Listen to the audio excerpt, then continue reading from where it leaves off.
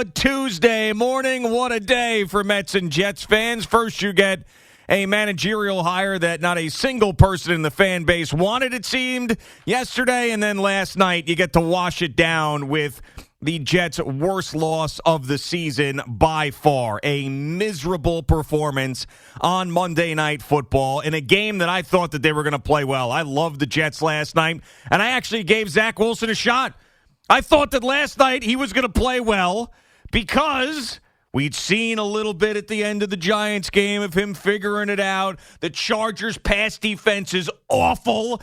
The Jets' defense at home has been very, very good. I thought they were going to put him in good spots and he'd play well. Instead, we get Zach Wilson all over again. The same guy we have seen for 2.5 years, which is a guy who can't play.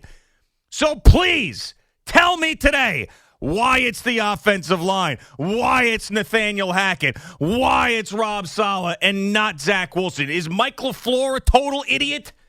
Is Nathaniel Hackett a total idiot? Are all these guys, Todd Downing, who came in, is he a total idiot? Or is this guy just terrible? He's terrible. That's the answer. Stop fighting me on this. Stop fighting me. It's over. He's terrible. But they're going to continue to throw him out there. We're going to have to continue to suffer, and we're going to have to continue to watch the Jets go down the drain for a second straight year when they got off to a good start. Good morning, Boomer. How are you? Well, I'm kind of like you are, but I'm not going to scream and yell about it. I can tell you that. All I can tell you is that looking at this game last night, that Zach Wilson just has no clue. Now, I know he was under pressure. I told you yesterday when we left here, the thing that I was worried about would be Joey Bosa and Khalil Mack against this makeshift offensive line once again. And I'm telling you, Billy Turner had a hell of a time over there. I mean, it was not easy. And listening to Troy and Joe, especially in the second half, I mean, they told you everything you need to know. I mean, their offense is just stuck in neutral. It's just stuck in neutral. There's no excitement. There's no expectation. There's no leadership. I know Aaron Rodgers is standing on the sideline. I think it's important for him to be around to help Zach through some games like this. But at the end of the day, it really comes down to one thing in the NFL. You either win or you lose. And I think that it's obvious to every single one who watches these games just how there is just no rhythm whatsoever for their offense. They ran 77 plays last night, which is amazing. On third down, they were 3 of 17. They had 8 penalties for 40 yards. A number of those penalties were pre-snap penalties, which are the worst types of penalties. And what that is, that's a disconnect between the quarterback and the offensive line and the false starts and crap like that. And that's just nervousness from the quarterback. The offensive line's not sure when the ball's being snapped. There were 8 sacks for another 57 yards lost. There were 3 turnovers, 2 by Zach Wilson, fumbling the football and giving the Chargers an amazing field position. I don't know what else to tell you. They also let up a punt return, as we all know, at the beginning of the game. I mean, it was just there's no life. Like, remember we were talking about the Bills and the Bengals, and we watched the first 3 series of that game, and it was like a quarterback masterclass. Sure. Stand in the pocket, throw the ball to the guy that's open. Defenses can't get to you. Offensive lines blocking. Quarterbacks standing in there, throwing the ball perfectly and leading their teams to touchdowns. It's almost as if the other 10 guys in the huddle are not even thinking about getting into the end zone simply because the guy that is supposed to be leading them into the end zone, they all have lost their confidence in. And I know it was a tough game to do from a broadcasting standpoint last night. I give those guys a lot of credit because it is just brutal watching it. And when you actually have to describe what's going on and there is just absolutely no belief that you can score a touchdown, let alone 3 or 4 touchdowns. The last time they scored a touchdown was when? Well, they've had 8 touchdowns in 8 games. And as CeeLo pointed out this morning, one of those touchdowns they were given. They didn't try to stop them to get into the end zone. So they've scored 7 touchdowns in 8 games where the defense was actually trying. And it's as bad as it gets. It's the worst in the NFL. I mean, and the last time they scored a touchdown. Well, it can't be the worst in the NFL. I think the Cardinals. No, it is. I think it's the worst in the NFL. I mean, the Cardinals currently. No. After last week, I mean, no, I'm saying yards over offense. the course of the season. Oh, I know. they are the worst in the NFL. It's a fact. 32nd in the league in amount of touchdowns scored. And it is, as they were saying last night, as we have said here, and as many people have said around the area, and everybody talking about the Jets, they do have a top-notch defense. They have a playoff defense. You can't have a mistake on special teams for sure. If your offense is going to be like it is, it's stuck in neutral, man. It's just neutral. How about reverse? Well, you could say reverse. Worse. I was just going to say neutral. Like, they have no belief that they can score a touchdown. And that's all coming and stemming from the guy who's playing quarterback. Now, I'm not sitting here, they had drop passes last night again. They had, miscommunication on the offensive line again. He's holding on to the ball way too long. He does not want to throw an interception. I know all of those things. And they're not going to put Tim Boyle out there unless he gets hurt. And, Aaron Rodgers can sit here and float all these things. I'm coming back in a few weeks and all this other stuff. I mean, I think that he's not doing anybody any favors by saying what he's saying. But at the end of the day, the proof is in the performance. And the performance is, one word describes it, brutal. Yeah, and I'm done trying to say that the Jets that should go to another quarterback because they're never going to do it. I mean, I've been begging for that for 2 years now.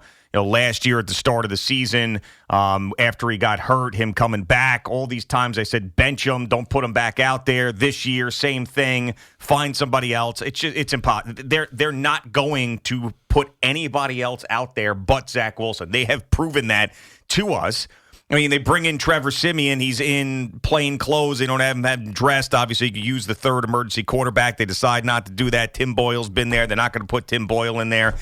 I mean, and those guys may not be any better as bad as Zach Wilson has been. So, we'll probably take some calls today of people saying you got to bench him, you got to put someone else back in.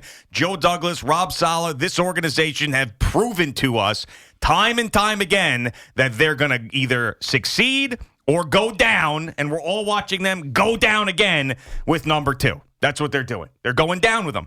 And this was a team that felt really good about themselves after the Eagles game going into the bye and have come out of that bye and were an inch away from losing to a team that had negative passing yards, an inch away. It was a miracle that they won that game and then just got their asses kicked on Monday Night Football by a team that is notoriously soft, coming across the country with an idiot head coach and a miserable defense.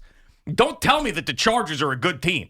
They came into this game under 500 with one of the worst defenses in the league, and you got blown out in your building. It's embarrassing. And Rob Salah's got to get some heat, too, obviously, as the head coach.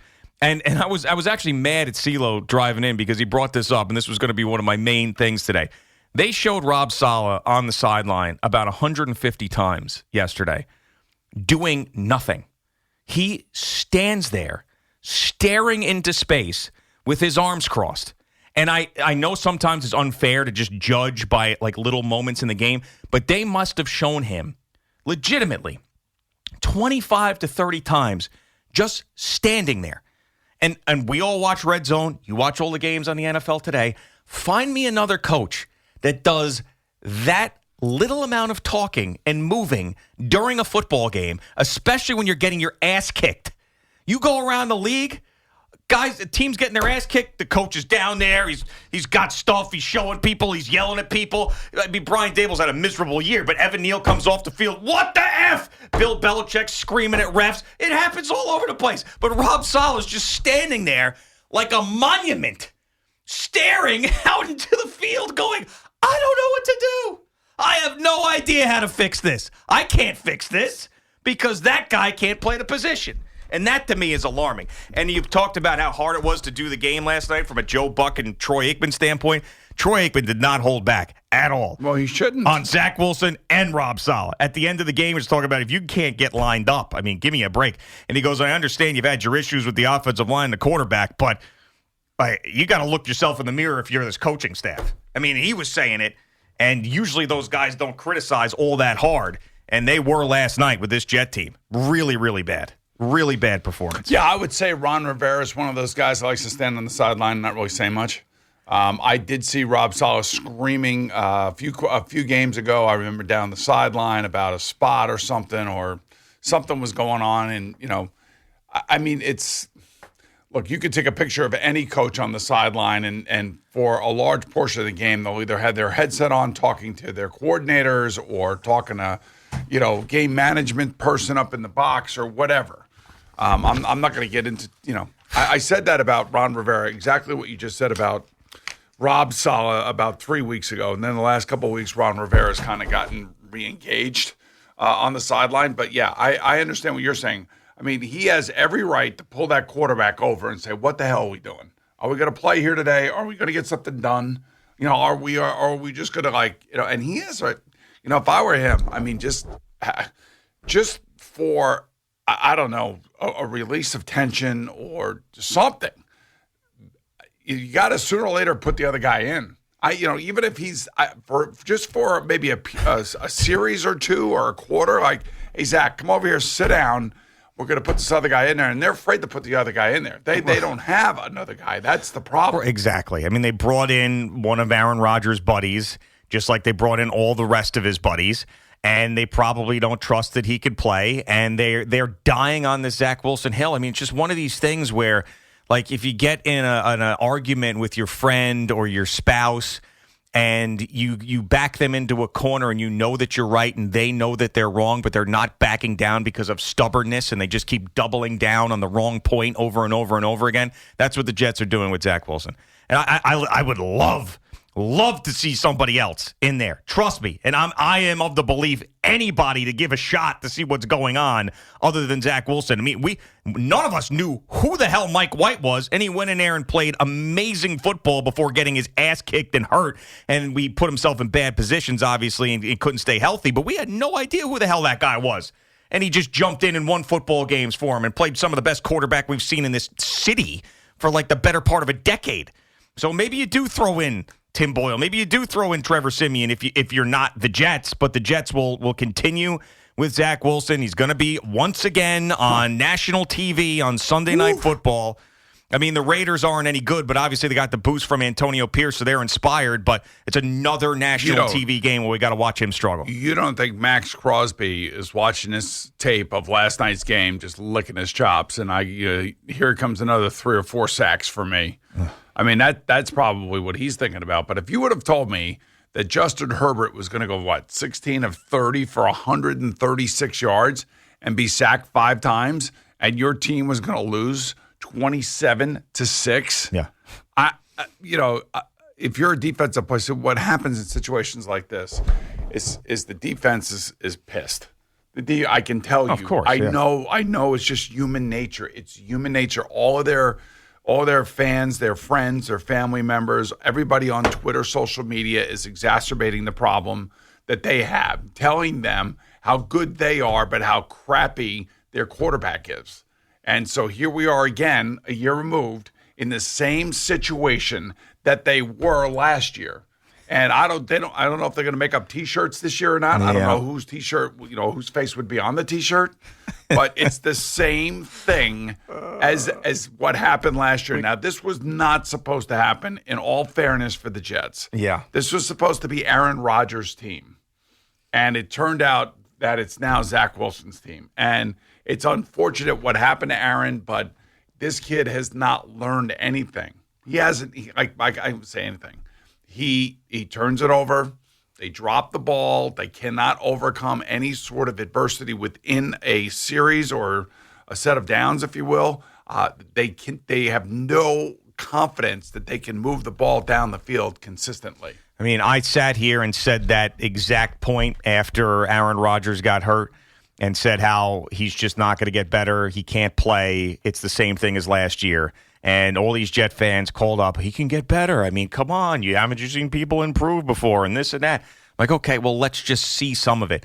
And I'll be fair, there was one glimpse. There was one really impressive glimpse against the Chiefs. And since then, it's been nothing.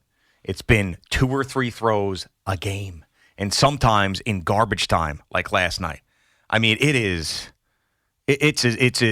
horrible to watch this team with this much talent go down because they have a quarterback who can't play football. I watch Garrett Wilson, and see like just we all see this. One of those guys that just jumps off the page. Like you could never have seen football in your entire life and then put on a game for somebody and say, hey, who's the best player out there? And Garrett Wilson just jumps off. And I'm just thinking, imagine if this guy had a real quarterback. Imagine. He would be right there with Justin Jefferson, right there with Jamar Chase. He'd be right there at the top of the league, leading the league in yards and catches and touchdowns. He's that good. But he has to go back with his hang-dogging with his head, as the caddy once told me, no hang-dogging. No hang-dogging, But he has to hang-dog going. This guy, as good as he is, has to go off to the sideline, as he said after the game, and look his defense in the eye after a 3-and-out. And his fault. And he hates it. He Not hates walking off looking at his defense, and that's what he said after the game last night. And I'll give you one more Troy Aikman. This was with, I know Eddie watches this at like 1 o'clock in the morning with the Scott Van Pelt hit that Joe Buck and Troy Aikman do. This is a clip I saw this morning. Troy Aikman says, I mean, it's hard to look at the Jets tonight and say that they're good. I think they're a bad team with a great defense. I didn't see anything tonight that suggests they're a playoff team. Well, offensively, I mean, talking about. That's about as strong as Troy Aikman will be. Yeah. I mean, he hated the Jets last night. He was so annoyed by them. Well, he sees the offensive line struggling. He sees the quarterback not being able to handle that struggle in front of him. He's perturbed by the amount of penalties. I mean, there's basically 16 negative plays when you think about it. There's 8 sacks, right? Yep. And there were 8 penalties. Mm-hmm. So those are all negatives for the offense. And 2 of those sacks resulted in recovered fumbles by the Chargers. Yep, that's right. So, I mean, just those plays alone right there, it's going to be impossible to overcome, especially with a kid who doesn't have the awareness or the leadership qualities that you have to have at that position. Zach Wilson sucks. It's not fair, but I will say that we've been here and I've been trying to be as patient and as try to explain some of the difficulties that he's been dealing with, but eventually you see it. You know he doesn't have it.